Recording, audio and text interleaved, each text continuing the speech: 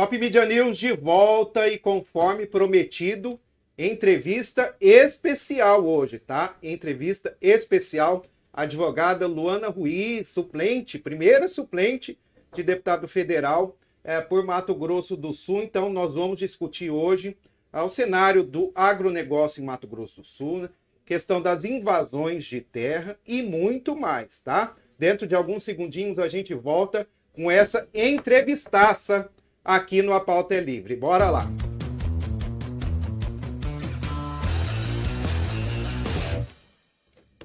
Eu trouxe até os números. Bacana, bacana de volta. Meu boa tarde, doutora. Doutora Luana Ruiz.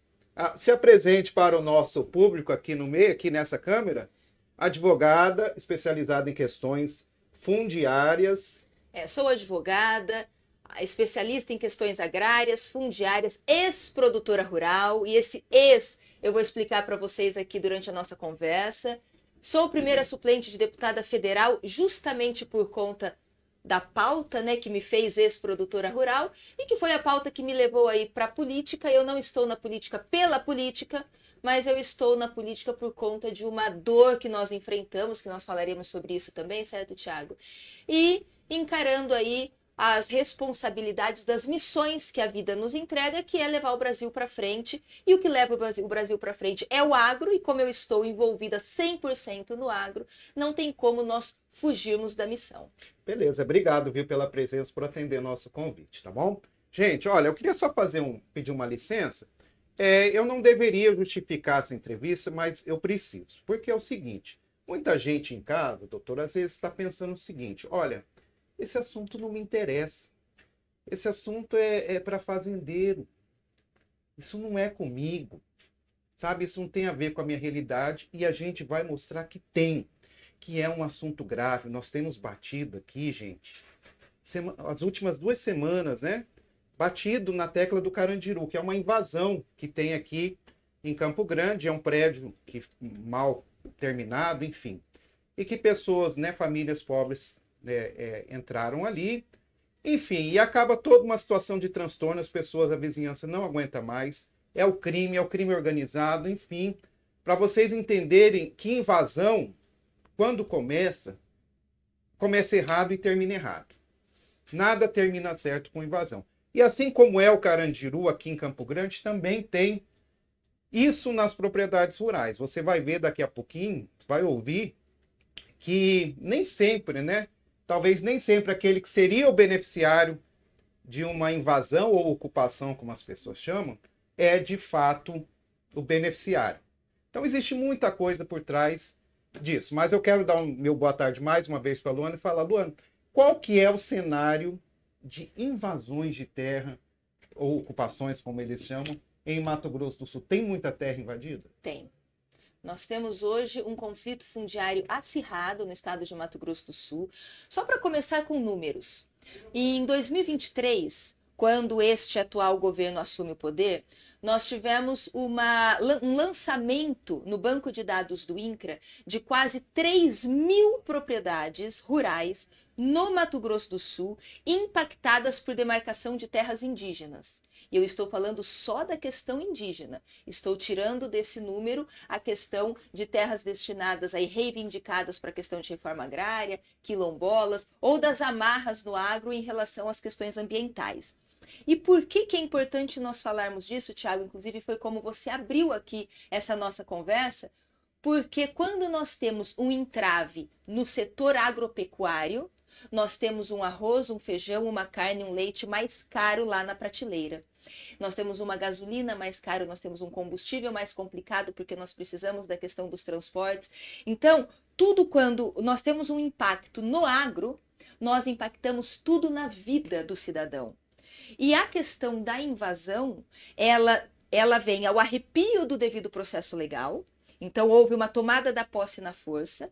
Aquele produtor rural se vê sem a possibilidade de produzir, e o cidadão lá na ponta sente os reflexos com uma cesta básica mais pesada. Por isso que é importante destacarmos a relação direta do produtor rural com o cidadão, não só brasileiro, né? Porque o Brasil hoje, a cada 5 pratos de comida, um é o Brasil que alimenta. O Brasil é o grande celeiro do mundo, é o grande produtor de alimentos. Então, quando nós relativizamos o agro, nós acabamos encarecendo a vida do cidadão. Agora, invasão de propriedade privada no Mato Grosso do Sul. O que mais pega para o produtor rural no Mato Grosso do Sul hoje, em relação a conflito fundiário, são as invasões em relação à reivindicação de demarcação de terras indígenas. E por que que isso é o que mais pega? Porque é um conflito fundiário cruel. E eu digo cruel, Tiago, porque sofre o produtor rural, mas sofre a comunidade indígena também. E nós vamos falar um pouquinho sobre isso. Quando a gente fala de massa de manobra, não é mera narrativa, não. É uma questão concreta. Sofrem as duas partes com as invasões. Mas quando se trata de questão indígena, nós temos uma sensibilidade maior do Poder Judiciário e uma dificuldade do retorno à manutenção da ordem e da paz. Quando nós temos um conflito fundiário, uma questão de invasão, que são cidadãos não indígenas, nós temos pessoas tratadas com o mesmo peso da lei. Quando se trata de questão indígena, aí entra a crueldade em relação ao produtor rural, porque o índio também sofre na invasão, mas o tratamento, por que que na invasão pelas comunidades indígenas, o tratamento da lei é diferente, sendo que nós somos cidadãos comuns, cidadãos iguais e devemos ser tratados de tal forma pela força da lei. E aí que entra o desequilíbrio e aí que essas invasões acabam ganhando força no nosso estado. É isso, gente. Então, primeiro, só para destacar, não se trata aqui, quando o assunto é criticar ou questionar ocupações ou invasões de terra, não se trata de um ataque, né, aos nossos nativos, né? Até porque, como foi falado pela doutora, né, também são vítimas, né? Então não é um ataque a eles, é um ataque a um sistema que pode ser até inclusive coordenado e fomentado, né, por um universo mais aí obscuro, vamos dizer assim. Você quer ver um exemplo concreto também? Vamos pegar 2 exemplos nacionais e famosos. Yanomami, 9 milhões de hectares para os Yanomamis, e eles estão lá morrendo de fome, dependendo das cestas básicas do governo. Inclusive, foi matéria recente as mortes por inanição dos Yanomamis. E outro caso emblemático, Raposa Serra do Sol. Pega um papel e caneta e faz a conta. 1.700.000 hectares para 19 mil indígenas. Veja o tamanho da área para cada indivíduo. E os indígenas lá estão pegando comida no lixão da capital Boa Vista. Se terra fosse o problema, indígena nenhum estaria vivendo as mazelas que vive. Terra não é o problema. Usam a pauta de demarcação para conseguir ter maior influência na utilização dos recursos minerais, do nosso subsolo, da água potável. Essa é a realidade, interesse econômico no Brasil. Tá aí, gente. Olha, agora eu vou entrar no assunto, pedir rapidamente para a doutora. Ela falou ex-produtora rural. Eu anunciei ela como produtora rural ontem, inclusive. Ela falou, sou ex-produtora. Então ela vai justificar por que que é ex-produtora rural, qual é o drama que você viveu. Bom, eu ex-produtora rural de forma concreta, mas o DNA continua sendo do produtor rural, nasci no campo, fui criada na fazenda, então fui forjada naquela realidade, então a minha essência sempre será eternamente de uma produtora rural. Ex-produtora rural, porque eu venho de uma família de produtores rurais. Qual região? Antônio João, região sul do Mato Grosso do Sul. Já vai ter uma pergunta sobre Antônio João, mas vamos lá. Lá em Antônio João. E a propriedade da minha família, no ano de 1998, foi acometida por um conflito fundiário. Nós nunca havíamos ouvido falar sobre questão de demarcação de terras. Hoje todo mundo fala sobre o assunto, né? Mas você imagina há 30 anos atrás no nosso estado. E de repente nós tivemos ali a surpresa de sermos invadidos por indígenas Guarani Kaiowá, reivindicantes da demarcação de uma terra indígena chamada Nhanderu Marangatu. E pensávamos, como assim? O meu avô, que veio para o Mato Grosso do Sul na década de 30, comprou aquela terra do estado, do então estado do Mato Grosso. O meu pai nasceu ali, passou a vida regando aquele chão a suor, nunca teve uma casa na cidade, não tem 3º grau completo, plantou os seus sonhos naquele chão. E agora é terra indígena? como assim? Nós não entendíamos aquilo. E em razão da celeuma e da problemática que eu enfrentei na minha vida, eu tinha 14 anos na época, minha mãe costuma dizer que eu fui uma menina que acabei amadurecendo precocemente, porque tive que enfrentar aquele desafio. E fui para a faculdade, hoje eu sou advogada, mestre em Direito Constitucional, fiz pós-graduação em Arqueologia, Antropologia, atuo nas perícias antropológicas, para tentar desatar aquele nó que havia surgido na minha vida em 1998. 30 anos, na verdade não, 27 anos se passaram de muita luta, muito conflito, até que no final do ano de 2024, nós tivemos a oportunidade de fazer uma composição. No âmbito do Supremo Tribunal Federal, o relator do nosso processo era o ministro Gilmar Mendes, montou-se uma comissão de conciliação, trouxe produtores rurais, indígenas, Ministério dos Povos Indígenas, governo federal, governo do estado, ONGs, enfim, trouxemos toda aquele universo que estavam envolvidos na celeuma indígena, todos os atores, Sim.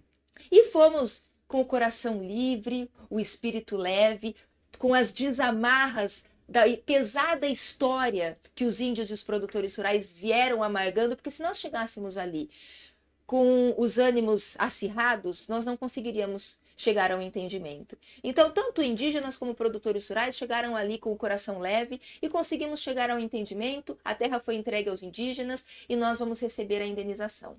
Nossa Senhora diz, os produtores rurais. E parte da sua família também ou não? Isso, 100%. Minha família 100%. Hoje não tem mais propriedade rural. Sim, mas vai ser ressarcido. Vai ser ressarcido. Na verdade, o combinado ali nós recebemos pelas benfeitorias, que é um valor ínfimo, né? E a terra será indenizada com precatórios. Então, nós estamos confiando que é um governo que não será caloteiro e que irá cumprir com o que foi combinado e no futuro receberemos aí o desconto desses precatórios para sermos indenizados da terra nua. Hoje ainda não recebemos nada disso. Certo, mas assim, vamos supor que vocês tivessem recebido. Neste momento, esse acordo no Supremo foi uma vitória para ambos os lados, então? Esse acordo foi uma vitória para ambos os lados, considerando que nós, produtores rurais, já estávamos ajoelhados com a corda no pescoço, porque meu pai entregou uma propriedade rural. Meu pai e todos os outros produtores rurais entregaram uma propriedade rural a menos de 20% do que ela valeria.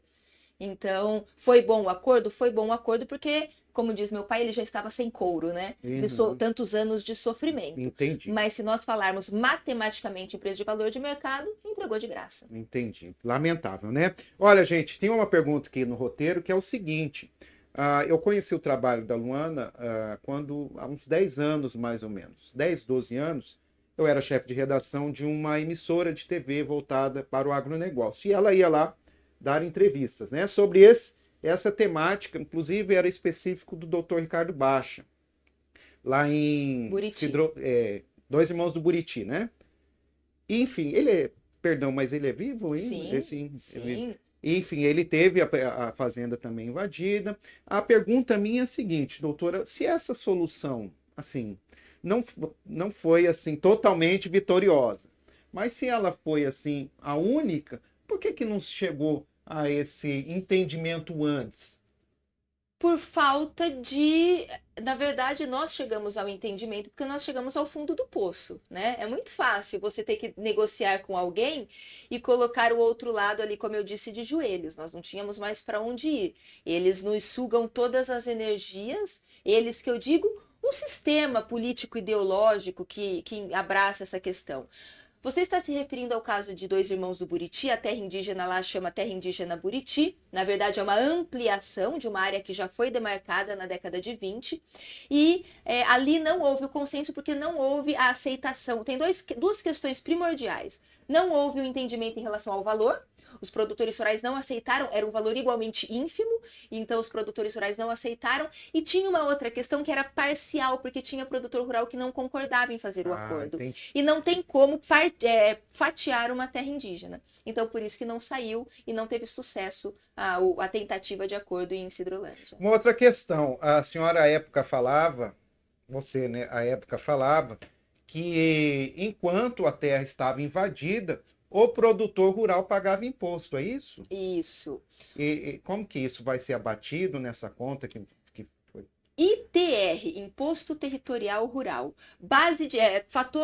O fato gerador do ITR, propriedade, posse e propriedade. Se nós procurarmos na lei o que é propriedade, é o direito de usar, gozar e dispor do bem. Um proprietário invadido não tem a oportunidade de gozar e dispor do bem. Se ele não tem os elementos fáticos da propriedade, ele não pode ser obrigado a pagar imposto. Então, o produtor rural que está invadido, quer seja por indígena, quer seja pelo MST, ele deve judicializar a matéria e falar, Poder Judiciário, eu não posso pagar ITR, porque se o imposto é para quem usa, goza e dispõe do bem, e eu, por mais que eu seja proprietário, eu não posso nem usar, nem gozar, nem dispor, então não é justo o poder público colocar o invasor dentro da minha área, porque o invasor está lá porque o poder público começou um processo de demarcação, e esse mesmo poder público vir me cobrar o imposto. E aí você judicializa e nós temos já, inclusive, uma pacificação pela Procuradoria da Fazenda Nacional de que nesses casos não incide ITR.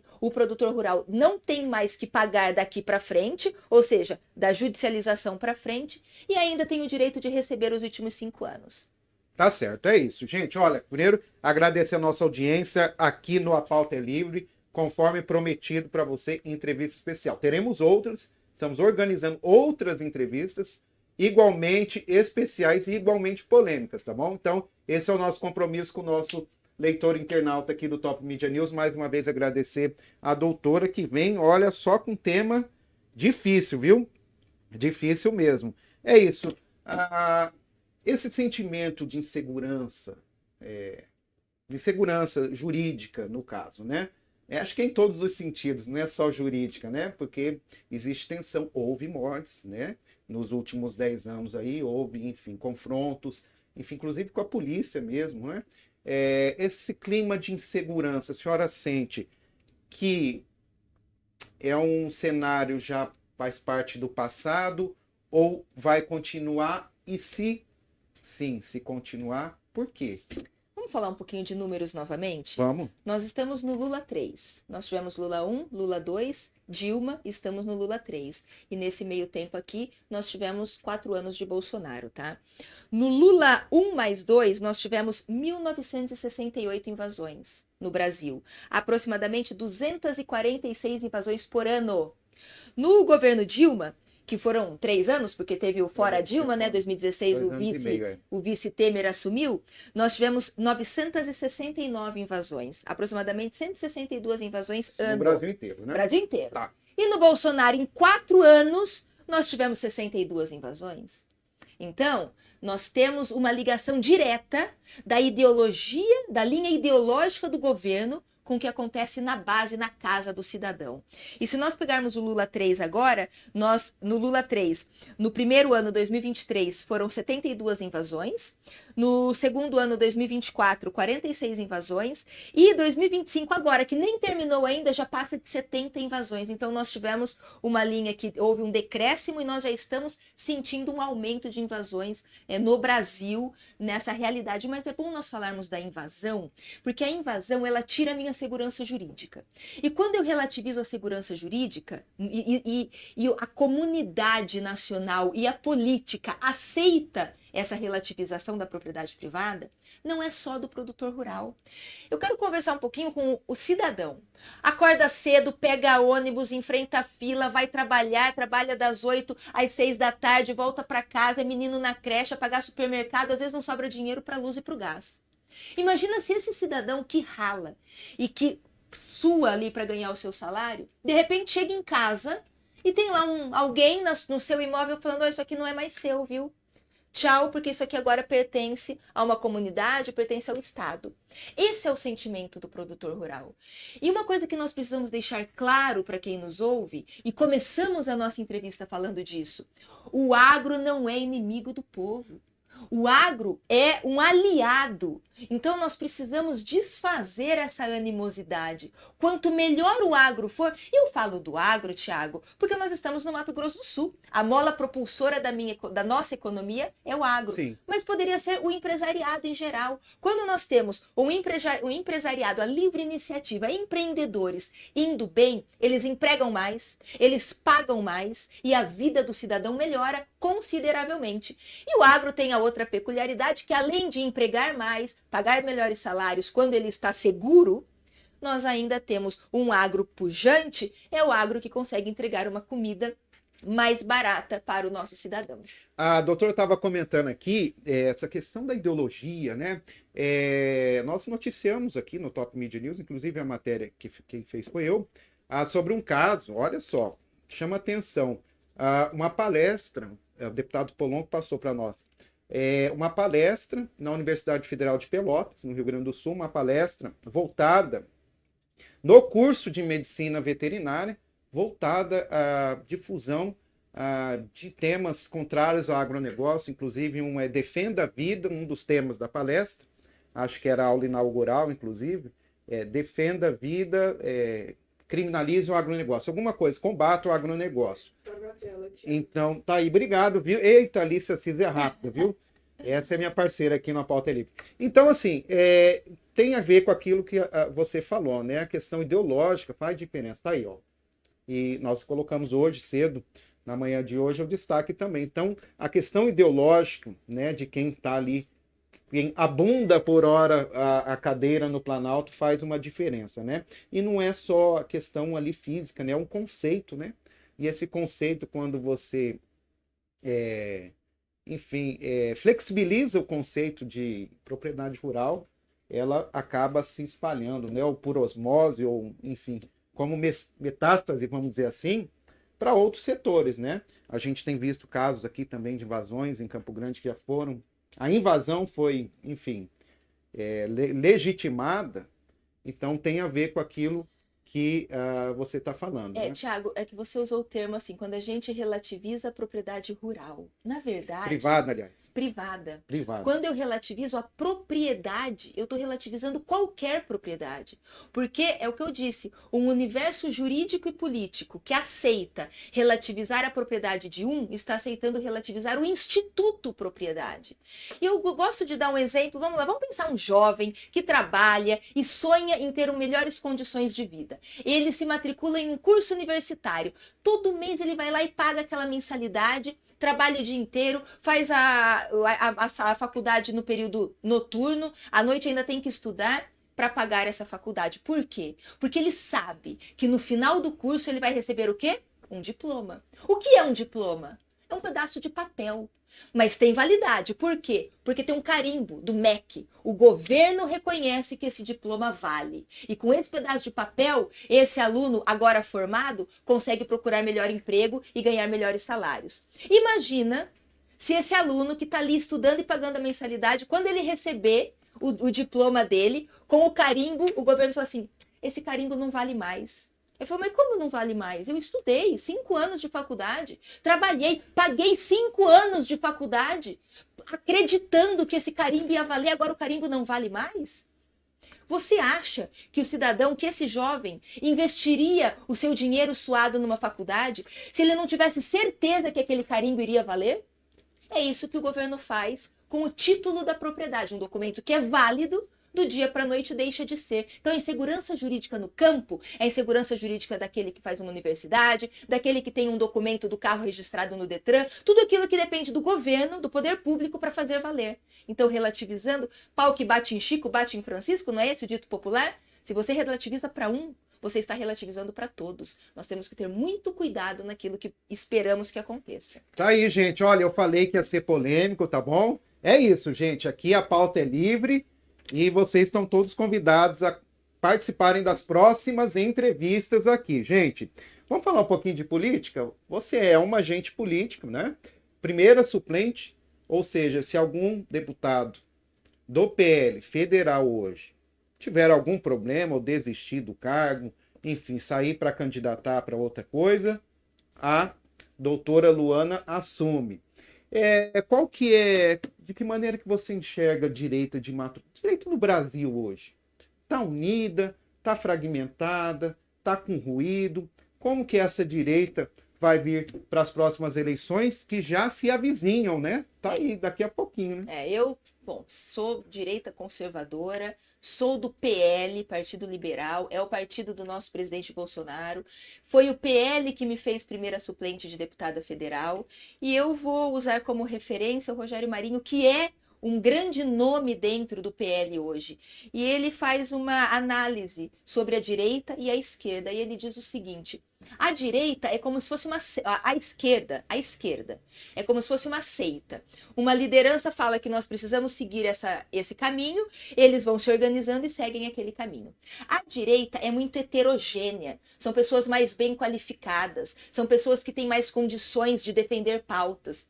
Em razão disso, são pessoas que se conflituam mais internamente. Nós temos mais conflitos internamente porque nós temos uma envergadura de possibilidades maior. Então, essa é a dificuldade. Um ponto positivo da direita acaba se transformando em um problema, mas é um problema de adaptação, de adequações. E é por isso que se fala que a esquerda é uma minoria barulhenta e a direita é uma maioria silenciosa, é isso? Silenciada, vamos dizer assim. Esse ditado, ele se aplica mais para uma outra leitura. A esquerda é barulhenta porque ela não tem o que perder.